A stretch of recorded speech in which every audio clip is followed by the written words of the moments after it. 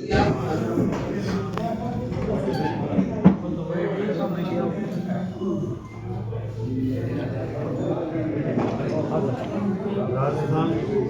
सरकार के 2 वर्ष पूर्ण होने पर हमारे यशस्वी मुख्यमंत्री भजनलाल जी ने इस तरह से 2 साल के कार्यकाल में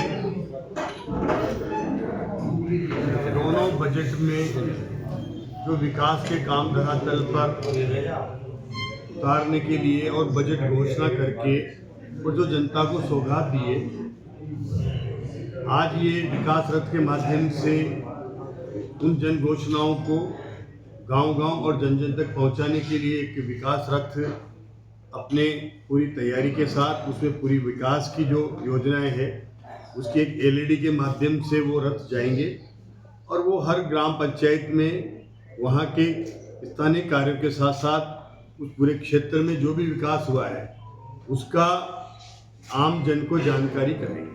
और इसके लिए राज्य सरकार ने हर विधानसभा के लिए 200 रथ बनाए हैं।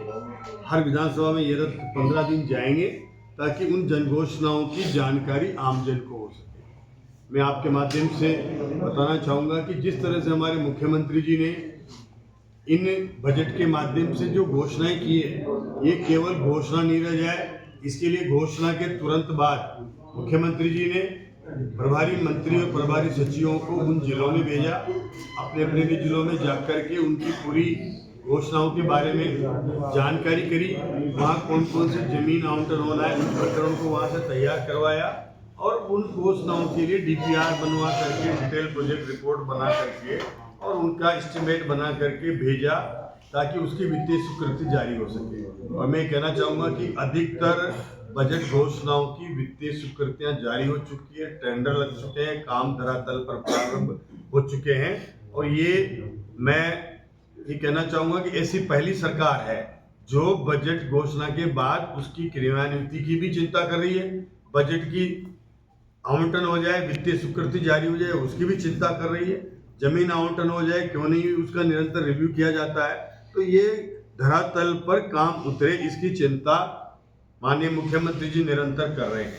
और मैं आपको कहना चाहूँगा कि हमारे जो चुनाव घोषणा पत्र था उसका भी 70-73% तक वो घोषणाएं जमीन पर उतर चुकी है। या तो वो काम प्रारंभ होकर के पूरे हो गए हैं या प्रारंभ होकर के और उनकी शुरुआत हो चुकी है, मतलब वो जमीन पर धरातल पर वो काम आ चुके हैं।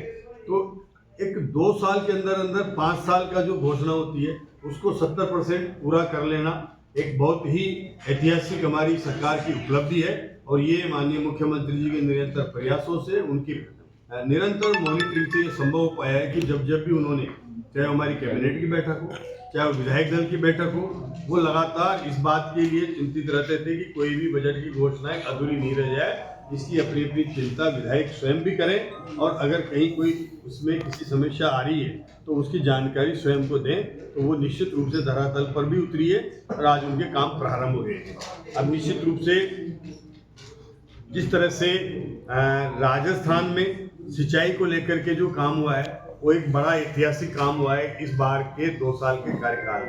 जिस तरह से पूरे 5 साल कांग्रेस केवल और केवल ईआरसीपी पर एक आपसी टकराव पैदा करके की योजना तो स्वीकृत करना नहीं, लेकिन उनको केवल केंद्र सरकार के मत्थे डाल देना और इस तरह की उस पर जनता में एक नैरेटिव बनाना कि ये नहीं कर रही है, जबकि करने की क्षमता और इच्छा शक्ति कांग्रेस की नहीं थी। आज हमारी सरकार बनी तो 1 साल के अंदर अंदर ही ईआरसीपी की शिलान्यास का कार्यक्रम मुख्यमंत्री जी ने, प्रधानमंत्री जी ने जयपुर आकर के किया और वो आज प्रारंभ हो चुका है। उसके 9,000 करोड़ के काम चालू हो गए हैं, 40,000 करोड़ के टेंडर हो करके, वर्क ऑर्डर दे करके, और वो भी काम प्रारंभ होने की स्थिति में आ गए हैं।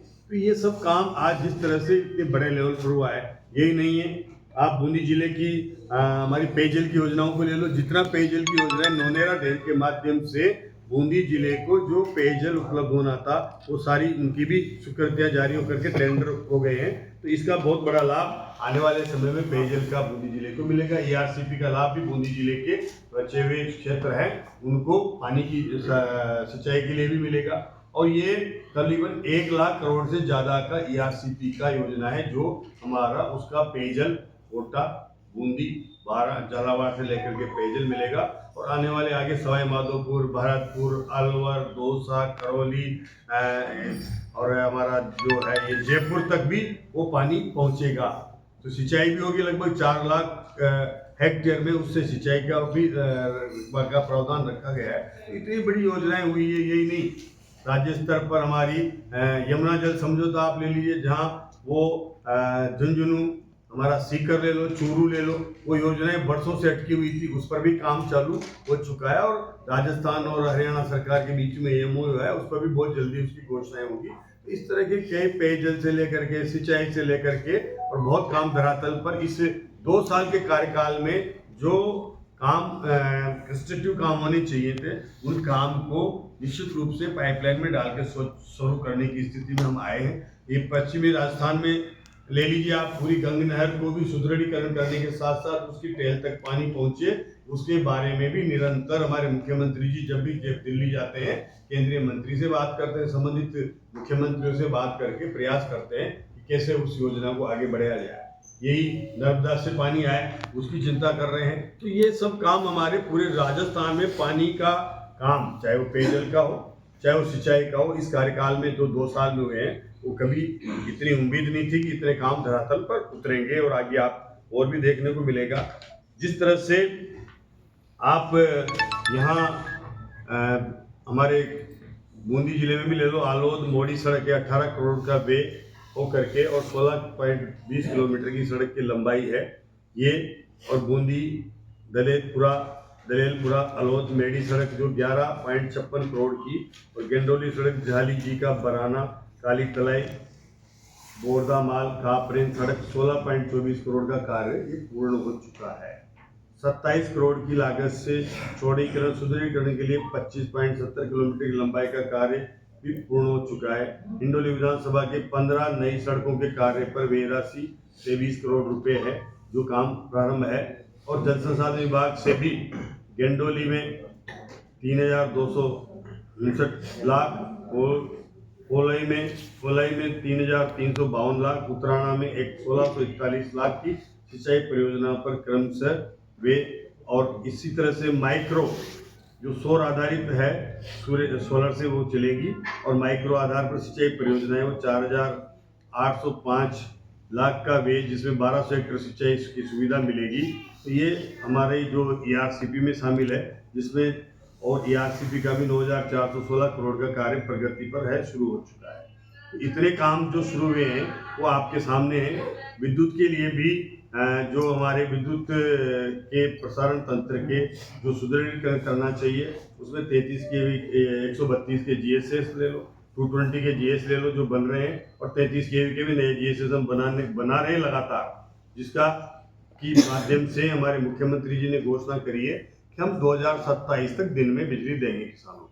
उसके लिए हम विद्युत तंत्र को मजबूत कर रहे हैं, 33 kV के नए GSS भी बना रहे हैं, ट्रांसमिशन के जो प्रसारण तंत्र है उसके भी नए GSS स्वीकृत करके उनकी भी क्षमता बढ़ा रहे हैं। और उसके माध्यम से ये प्रयास कर रहे हैं कि आने वाले 2027 तक हम दिन में बिजली देने की किसानों को जो 2 ब्लॉक में है वो आ सके, और उसके लिए हम लगातार प्रयास कर रहे हैं तो दिन में बिजली किसानों को मिले, उस पर भी हम काम कर रहे हैं। और जिस तरह से पिछली सरकार ने बिजली की व्यवस्था में केवल 5 साल में लगभग 3,000 मेगावाट की क्षमता जोड़ी थी, हमने 2 साल में ही 6,300 मेगावाट की उत्पादन क्षमता बढ़ा करके और ये काम किया है। तो हमारा 5 साल उनके 2 साल उनके 5 साल से दुगना काम हम कर रहे हैं। इस तरह की कई योजनाएं हैं जिनमें हमने उनसे 5 साल से जो काम किया उससे हमने दुगना काम तो 2 साल में हमारी सरकार ने किया है। हर घर नल से जल योजना पहुंचाने के लिए हमारी 53 करोड़ की इंदरगढ़ पेयजल योजना, जिसमें 43 करोड़ रुपए के माध्यम से कई गांव और ढाणियों को नल कनेक्शन उपलब्ध कराए गए हैं। और जल जीवन मिशन के माध्यम से JJM के माध्यम से 1,333 नए कनेक्शन जारी किए गए।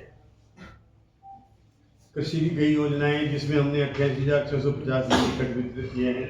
सिंचाई की पाइपलाइन के लिए भी 405 किलोमीटर की पाइपलाइन स्थापित की है। और तारबंदी के लिए 3,11,000 मीटर के तारबंदी के 317 लाख के अनुदान हमने किसानों को दिए हैं। 21,637 मृदा स्वास्थ्य केंद्र कार्ड वितरित किए हैं और 90 पीएम किसान समृद्धि केंद्र स्थापित किए हैं। सहकारिता में भी 77,000 किसानों को 370 करोड़ का ऋण हमने उपलब्ध कराया है, जिसमें 100% ब्याज जीरो रेट पर देय होगा और 141 फिक्स सहकारी समृद्धि के अभियान के तहत गो लाइव हुए हैं। 120 प्रधानमंत्री किसान समृद्धि केंद्र स्थापित हुए हैं। उद्यानिकी में कई काम हुए हैं। आयुर्वेद में भी हमारा 10 करोड़ की लागत से 30 बेडेड चिकित्सालय है जो निर्माण प्रक्रिया जिसकी प्रारंभ है और जिले में 17 नवीन आयुष्मान आरोग्य मंदिर विकसित किए गए हैं। पंचकर्म विशिष्टता केंद्र के रूप में 11 राज्यों के 56 जिलों के हमारे 27,000 से अधिक और 16 देशों में 100 से अधिक विदेशी रोगियों को पंचकर्म के द्वारा उपचारित किया है। आप देखिए, सामाजिक न्याय ग्रामीण विकास में हमने आयुष्मान आरोग्य योजना के माध्यम से भी हमने जो लाभ मरीजों को दिया है और इसमें 9,142 बेटियां भी लाडो प्रोत्साहन योजना के माध्यम से लाभान्वित हुई है। 21 करोड़ की लागत से बीएससी नर्सिंग कॉलेज का छात्रा आवास भवन का निर्माण कर पूर्ण किया है। हमने प्रधानमंत्री आवास ग्रामीण योजना के माध्यम से भी 19,542 आवास स्वीकृत किए हैं और जिसमें से 4,174 पूर्ण हो गए। तो एक ही जिले में 19,000 इस 2 साल की उपलब्धि है ये 19,542 मतलब स्वीकृत किए और 4,174 पूरे हो गए। हमने 828 गाँव के 36,953 स्वामित्व कार्ड जो गांव में भी अपने पट्टे जिनको मिले हैं, ऐसे 36,953 लोगों को पट्टे वितरित किए हैं जो ड्रोन के माध्यम से सर्वे करवाया है और अभी वो इसमें और सर्वे का काम प्रगतिरत है जो आगे जाके और भी हमारे भी शिविर लगेंगे जिनमें और पट्टे वो वितरित किए जाएंगे।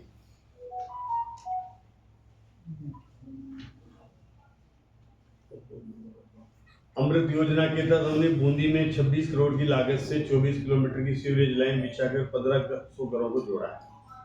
मुख्यमंत्री शहरी ग्रामीण योजना के अंतर्गत भी 12,201 व्यक्तियों को रोजगार उपलब्ध कराया गया है। 14